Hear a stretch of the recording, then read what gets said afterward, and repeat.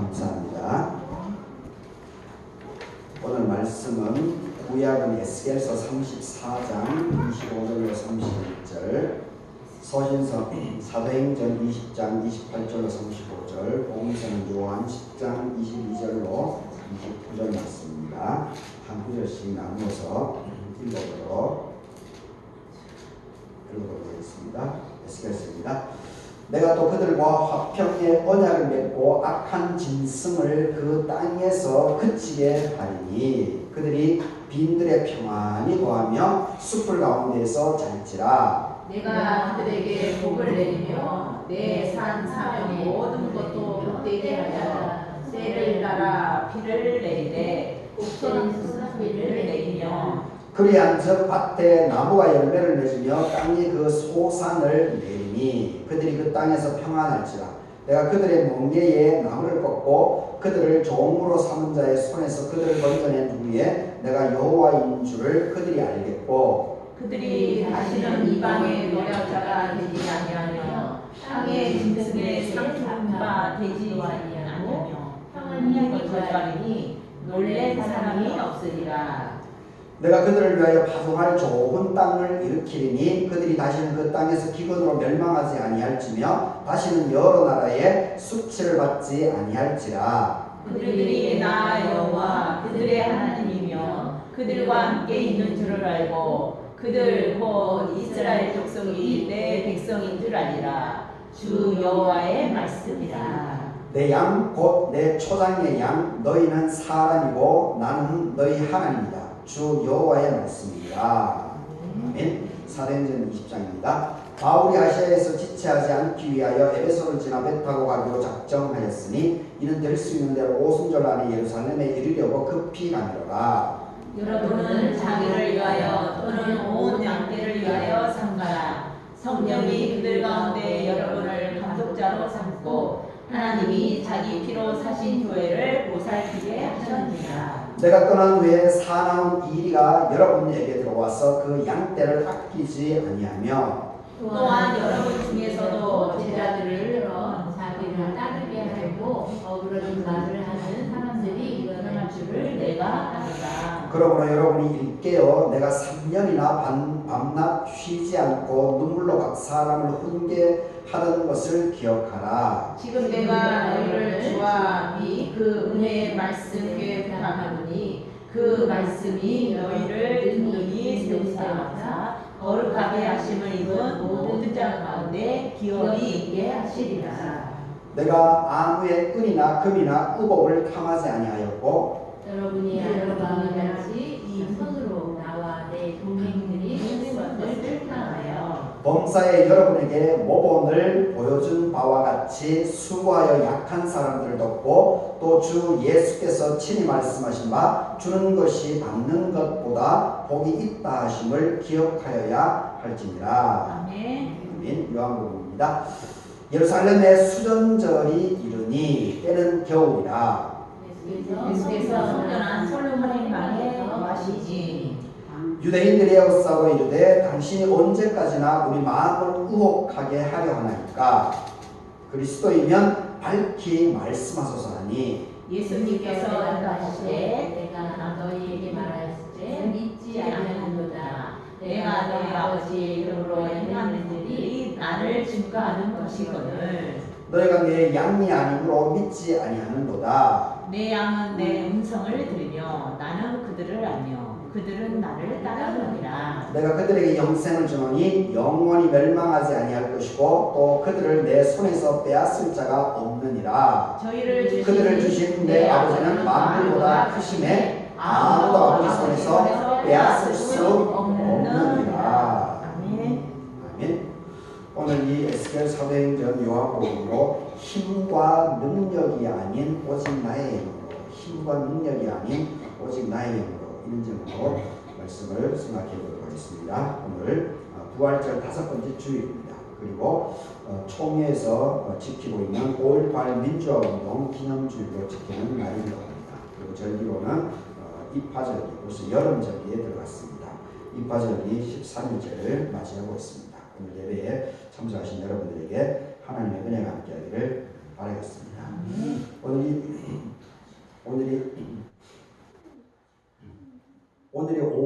18일입니다. 5월 18일.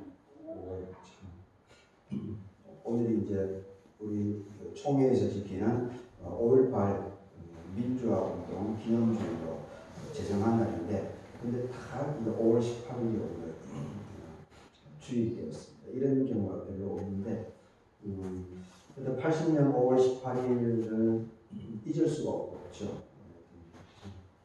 잊을 수가 없는 근데 그 5.18 광주 시민들을 학살해서 권력을 잡은 전두환이라고 하는 사람이 자연사를 했죠. 오태우도 그렇고 전두환, 자연사. 그래서 그걸 이제 많은 뜻 있는 사람들은 그 부분에 대해서 너무 이게 안타깝게 생각을 많이 하고 있죠. 분명히 사람을, 시민들을 죽이고 학살을, 그것도 총으로 탱크까지 몰고 헬기까지 막 기관총 난사까지 했다고 하지 않습니까? 근데 계속해서 제가 이제 대학 처음 들어갔을 때도 전부 다 5.18 부분은 북한이 한 짓이다라고 하는 얘기들이 거의 뭐 난무했죠. 일반인들은 거의 다 북한이 했다라고 다들 믿고 있었습니다. 근데 제가 이제 대학을 가니까 저는 대학 가서 이제 그 광주의 그 참상에 대해서 처음으로 봤습니다. 그 대학교이기 때문에 그렇게 될 수 있었는데, 그 사진들, 형체도 알아볼 수 없는 그런 사진들이 그 대학 그 게시판에 막 쫙 칼라로 된 걸 보면서 도저히 믿을 수가 없었습니다. 처음에 그걸 보면서 어떻게 같은 동족이 이렇게 남북한도 아니고 같은 동족이 어떻게 이렇게 자기 민족을 이렇게 칼로, 총으로 이렇게 할 수 있을까? 그리고 이제 사실 저도 제대로 믿기지 않았었는데, 그런데 그 당시에 이제 그 유통을 일반인들 자꾸 정보를 차단하기 위해 가지고 그 비디오가 있었습니다. 비디오, 광주 13당. 이제는 뭐 사람들 거의 다 그런 비디오 다 알고, 영상을 다 알고 있는데, 그때 이제 그 학생회에서 주관이 되어가지고 그 대학생들에게 그 비디오를 보여줬습니다. 그 참, 그 사진하고 또 영상이 또 다르지 않습니까? 이게 소름도 돋고 막 그런 비디오인데, 근데 이제 그나마 이제 이 광주 그분이 전두환, 오태우를 비롯해서 군부가 했다라고 하는 것이 이제 법정에서 1997년에 이제 그걸 이제 대법원에서 공식적인 판결을 내렸죠. 이제는 북한이 한 것이 아니고 전두환과 군부 세력들이 했다라고 하는 것이 이제는 대법원에서 대못을 박아버렸습니다. 북한이 한 것이 아니다라고 하는 것이 이제는 다 알려지고 있죠. 그래서 오늘이 이제 광주 민주항쟁 45주년, 벌써 45년이나 지났습니다. 근데 하여튼 참 이번에 6개월 전에 이제 12월 3일날 이 개혁, 내란이 지금 시기에 일어날지 어느 누구도 생각하지 못했습니다. 물론 이제 박근혜 때도 이 탄핵 정국이 들어가니까 이 계엄 선포에 대해서 좀 검토는 했다고 하죠. 근데 실행은 하지 않았습니다. 근데 이번에 하여튼 윤석열 행정부에서 그것을 실행을 한 것을 통해 가지고 이제 우리 국민들의 의식들이 훨씬 높아졌습니다. 예전 같으면 막 겁을 먹고 막 그렇게 할 텐데, 이제는 시민들이 아주 당당해져 가지고 계엄 선포 그날 곧바로 여의도로 그냥 곧바로 몇천 명이나 모이지 않았습니까? 그래서 결국은 물론 이제 이재명 대표와 민주당이 발빠르게 움직이는 부분도 있지만, 그런데 시민들이 여의도에 가지 않았으면 아마 국회는 봉쇄가 됐을 겁니다. 그리고 윤석열에 의한 계엄은 아마 성공을 해서 많은 사람들이 아마 이름도 없이 많은 사람들이 분명히 죽어나갔을 겁니다. 하여튼 참 우리 민족에게 하나님께서 큰 은혜를 베풀어 주는 것이 아닌가 그런 생각을 해보게 됩니다. 그러면 6개월 동안 계속해서 별별 일이 막 다 일어났죠. 최근에는 대법 원장이라고 하는 사람이 중립을 지켜야 될 사람이 이 선거에 개입하려고 그렇게 하다가 이제 꼬리를 내리고 그런 일들까지도 벌어지지 않았습니까? 오늘 이 요한복음을 보게 되면 요한복음 22절을 보게 되면 예루살렘에서 수전절이 이르니 때는 겨울이다. 예루살렘에서 일어난 수전절날 일어난 예수님의 그 모습 그리고 유대인들의 반발 이것이 오늘 요한복음서에 기록이 되어 있습니다. 예루살렘의 수전절이 있는 때는 겨울이다라고 하는데 이 수전절이 바로 우리 5.18 광주 항쟁하고 동일한 의미를 갖고 있습니다. 동일한 의미. 이 수전절이라고 하는 이 역사적인 기원이 어떻게 되는가 하면 예수님이 태어나기 164년 전, 예수님이 태어나기 전, BC 164년에 이 마카비 혁명이 일어납니다. 마카비 혁명이 일어납니다. 그래서 이 식민지로 있었던 이 그 이스라엘이 이때 잠시 잠깐 이때 한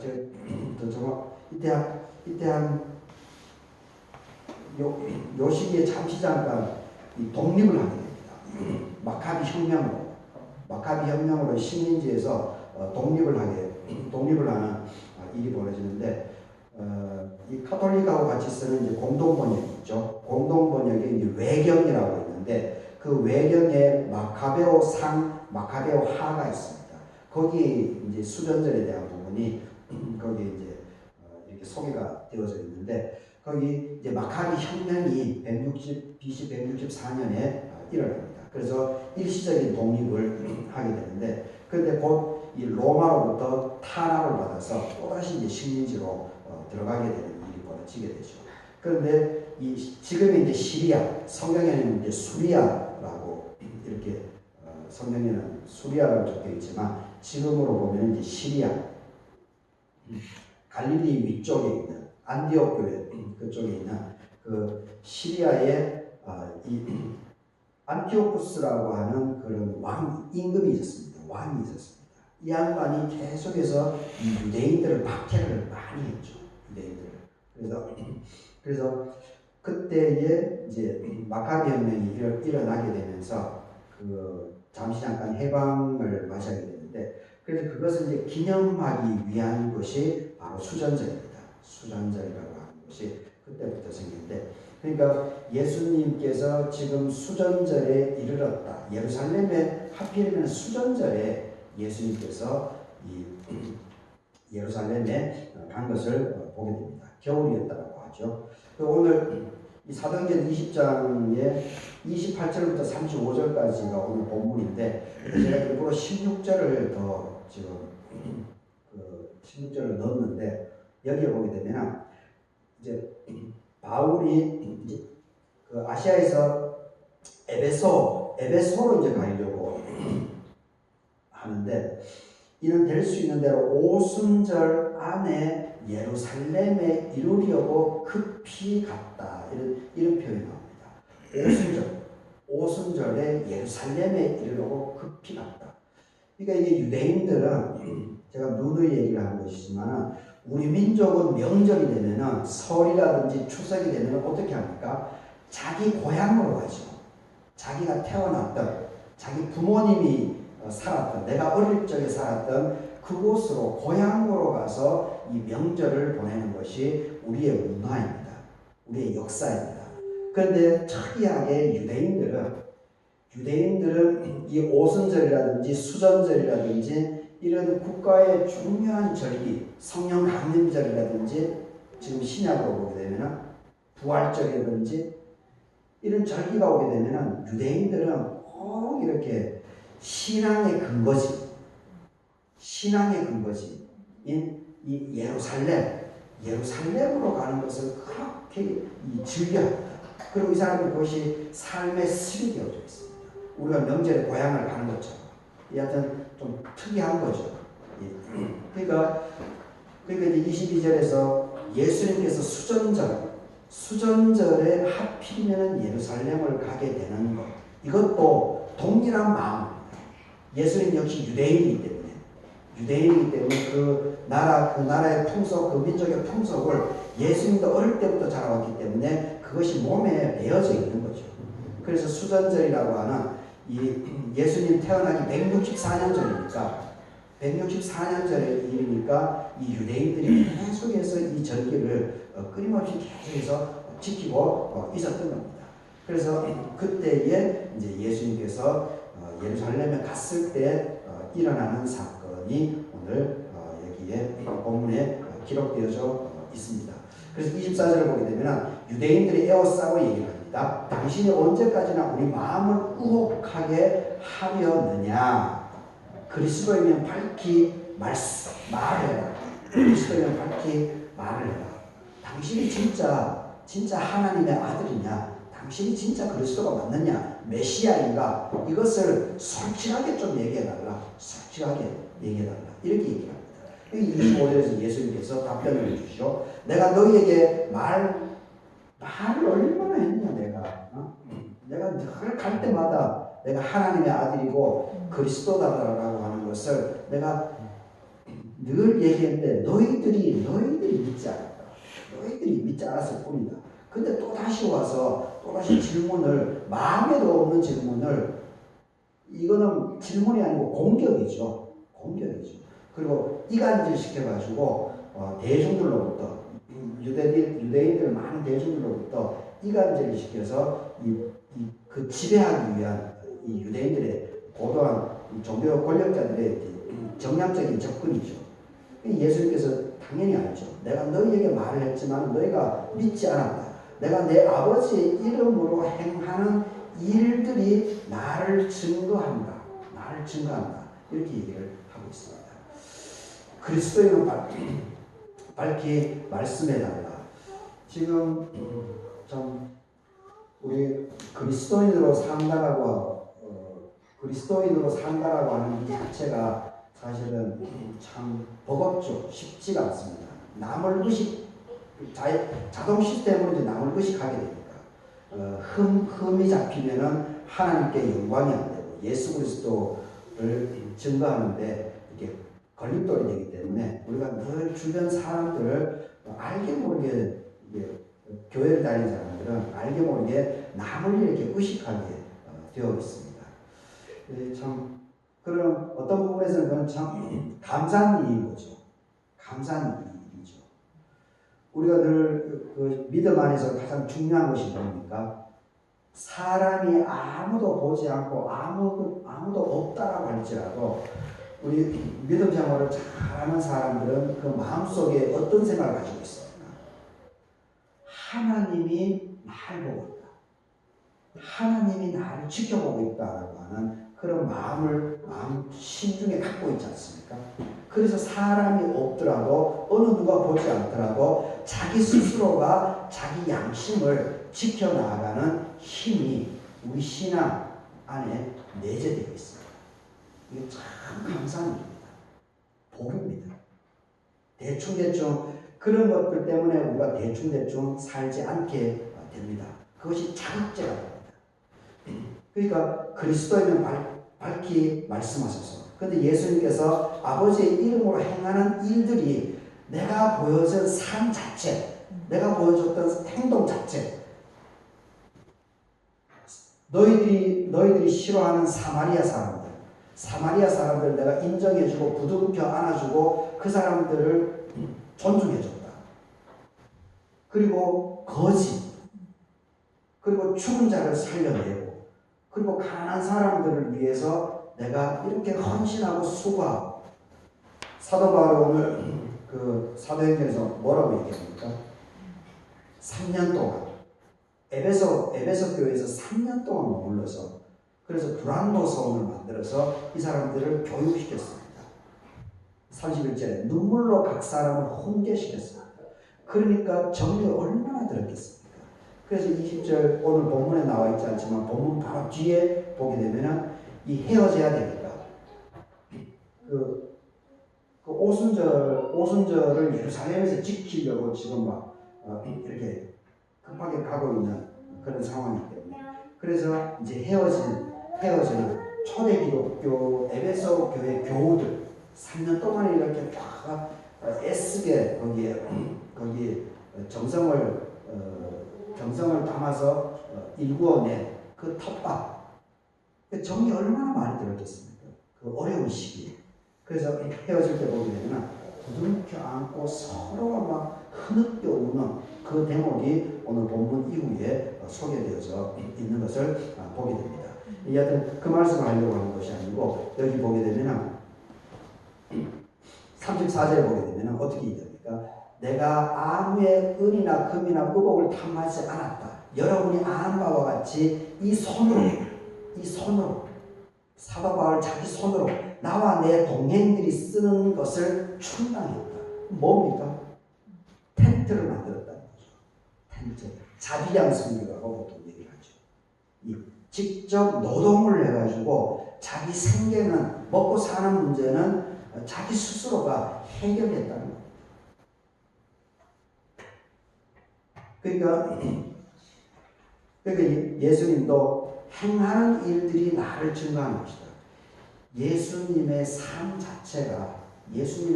자체가 바로 메시아다, 그리스도다라고 하는 것을 알려주고 있는데 너희들이 왜 이렇게 나를 계속해서 괴롭히냐 그렇게 얘기를 하고 있는 것을 보게 됩니다. 그래서 오늘 이제 요한복음 오늘 본문은 아니지만 그 뒤에 이어지는 부분에 보게 되면 뒤에 이어지는 부분을 보게 되면 이제 30절에 예수님께서 하신 말씀이 나와 아버지는 하나다. 나와 아버지는 하나다라고 얘기를 합니다. 이건 충격입니다. 유대인들에게. 그래서 31절에 유대인들이 다시 돌을 들어서 치려고 합니다. 나와 아버지는 하나다. 유대인들이 현장에서 돌을 들어가지고 그 사람을 죽이려고 할 때는 뭐가 있습니까? 딱 한 가지 이유밖에 없습니다. 현장에서 사람을 돌로 쳐서 죽이는 것은 하나님을 모독할 때. 이 예수님 당시 이제 시칼이 성경에는 이제 열심당이라고 이제 번역이 되어 있는데 열심당도 부류가 몇 가지 부류가 있습니다. 쉽게 얘기하면 민주당은 이제 계보가 많이 없어졌죠. 민주당은 계보가 좀 많이 사라졌는데 지금 국힘당을 보게 되면 계보가 지금 막 나누어지죠. 분열이 일어납니다. 그러니까 열심당 내부에도 이렇게 부류가 있습니다. 국힘당에도 막 이렇게 찢어지는 것들이 있듯이 열심당 내에도 몇 가지 부류들이 있는데 거기에 이제 시칼이라고 하는 그런 유들이 있습니다. 시칼이라고 성경학자들에 의해서 시카리로 분류되는 그런 부류들이 있는데 그 시카리 부대는 늘 그 말 느낌 그대로입니다. 칼을 차고 시칼을 차고 그래서 하나님을 모독하는 사람을 현장에서 보게 되면 시카리는 정말 행동하는 사람입니다. 그래서 곧바로 칼을 꺼내가지고 그 사람을 그냥 돌로 쳐서 죽이는 것이 아니고 그냥 칼로 그 사람을 그냥 죽여버려요. 그 열심당 내부에 이제 시칼이 소수죠. 극렬분들. 그러니까 돌을 들어 치려고 한다고 하는 것은 이 유대인들 생각이죠. 유대인들 생각에 예수님께서 신성모독, 하나님을 모독했다. 자기가 뭔데? 지가 하나님하고 하나다라고 이렇게 얘기를 합니다. 이게 돌을 치려고 하고 있습니다.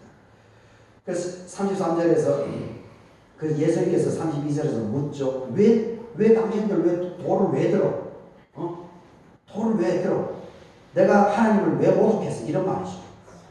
왜 돌을 들고 나를 죽이려고 해?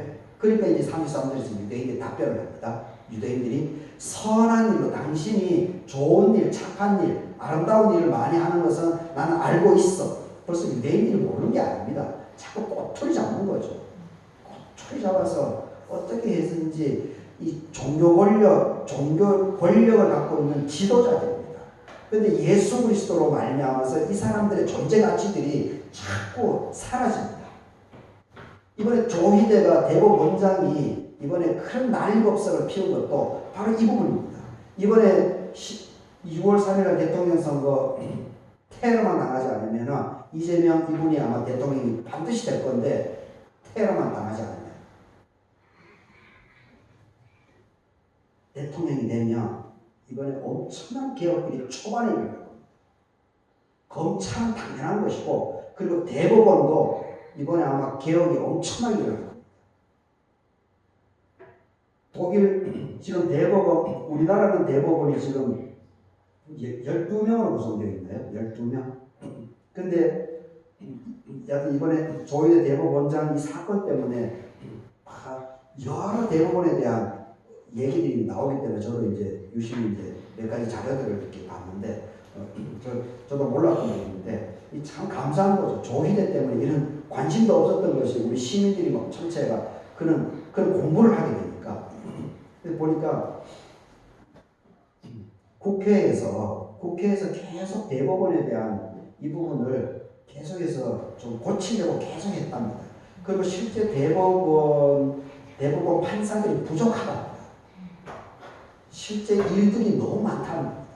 그런데 대법원에 이 구성된 12명 이 양반들이 자꾸 반대를 했다는 거죠. 희소성 때문에. 그래야 자기들이 대법원 그만두고 나게 되면은 밖에 나가서 변호사 하면서 전관 예고를 받고 돈을 엄청나게 받아요. 몇 억씩을 받고 그렇게 되니까 자기 가치를 더 높이기 위해서 이것을 자꾸 반대했다는 겁니다. 그런데 실제로 다른 나라들을 보니까 독일 같은 경우는 300명이랍니다. 대법원에 300명. 그럼 하는 역할들이 다 다르다는 거죠. 그래서 이번에 이제 조희대 대법원장 때문에 지금 나오는 말이 새로운 행정부가 들어서게 되면 대법원 판사들을 100명 정도부터 늘려야 된다는 거죠. 그렇죠. 그리고 대법원 판사들을 선임하는데 이 부분도 이제 통제를 해야 된다. 맞죠? 자기들이 뭐라고? 공무원인데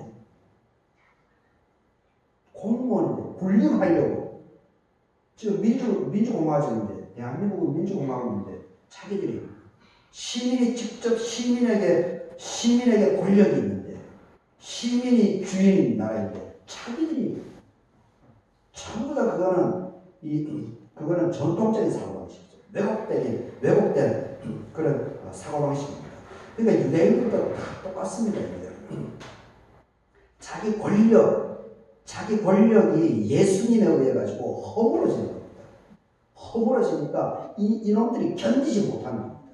그래서 일반 대중들하고 이간질시켜서 분리시켜서 EJ 정책으로 둘 다를 다 초토화시키려고 그렇게 그러려고 지금 예수님께 꼬투리를 잡는 거죠. 그래서 33절에서 왜 나를 돌려 치려고 그래? 내가 뭘 하나님을 모독해서 이렇게 얘기를 하니까 이 유대인들이 선한 일로 당신이 좋은 일을 하고 있는 것들은 아는데 우리가 너를 돌로 치려는 그것 때문에 돌로 치려는 것이 아니고 신성모독. 너가 사람이 되어 자칭 하나님이라고 너가 말을 하는 그 자체가 너가 왜 메시아야? 너가 왜 하나님의 아들이야? 이 얘기입니다. 그는 하나님을 모독한 것이다. 신성모독이다. 이렇게 해서 내가 너를 죽이려고 한 것이다. 현장범이기 때문에 이 얘기입니다. 근데 여기서 참 예수님이 참 대단합니다. 예수님의 아버지가 목수이지 않습니까? 그리고 예수님도 어릴 때 이제 목수쟁이 역할을 좀 했겠죠. 근데 예수님께서 바로 그 부분에 있어서 너희 율법에 기록된 바 내가 너희를 신이라 하였노라 하지 아니하였느냐 라고 시편 82편 6절에 나와 있는 이 말씀으로 유대인들 대바닥 쳐버립니다. 대바닥 칩니다. 그래서 제가 시편 82편 6절을 제가 제 밑에 다시 찾아봤는데 거기 보게 되면 아삽의 시로 되어 있는데 아삽의 시인데 거기 보십시오. 내가 말하기를 너희는 내가는 하나님입니다. 하나님이 말씀하십니다. 하나님이 말씀하시는데 너희는 우리들입니다. 여러분 각자들입니다. 그 아삽의 시를 읽을 때 있었던 그 유대인들 그리고 그 거기에 거류하는 이방인 이 사람들을 일컬어서 너희는 신이라는 겁니다. 신 하나님이라는 겁니다. 여러분 자체가 하나님이라는 겁니다. 아삽이 이렇게 하나님의 말씀을 이렇게 시편 82편 6편에서 고백을 하고 있습니다. 다 지존자의 아들입니다. 지존자라고 하는 것은 하나님이죠. 여러분 스스로가 내 자신이 하나님의 아들이라는 겁니다. 예수 그리스도도 하나님의 아들이고 여러분 스스로도 바로 지존자의 아들이고 하나님이라는 겁니다. 이거 참 중요한 부분입니다. 이게 아주 중요한 부분입니다. 근데 우리가 보십시오.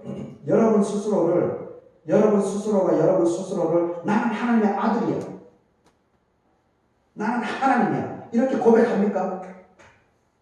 고백하는 사람 없지요. 예수 그리스도만 하나님의 아들이 있다라고 고백을 강조받습니다. 그리고 그게 습관이 되어 있습니다. 그러지 않다는 겁니다. 이거 아주 중요한 부분입니다. 그리고 이게 신학적인 논쟁거리도 되는 겁니다. 아주 중요합니다. 여러분 스스로가 하나님의 아들입니다. 나 스스로가 하나님이라는 겁니다. 이게 참 중요한 고백입니다. 그런 마음을 가지고 있어요. 예수 그리스도를 떠받들면 안 됩니다. 하나님을 떠받들면 안 됩니다. 그거는 우상숭배입니다. 예수님조차도 우리를 떠받들어서는 안 됩니다. 그런데 자꾸 예수 그리스도를 떠받듭니다. 내 삶과 무관하다고 선을 그어놓습니다. 차원을 높여봅니다. 그거 왜곡입니다. 왜 삼위일체 하나님이십니까? 삼위일체. 아직 논쟁이 끝나지 않은 성부, 성자, 성령 이것이 내 스스로가 하나님의 아들이다라고 하는 이러한 마인드 이 시편 82편 6절의 이 말씀이 아멘으로 나의 것으로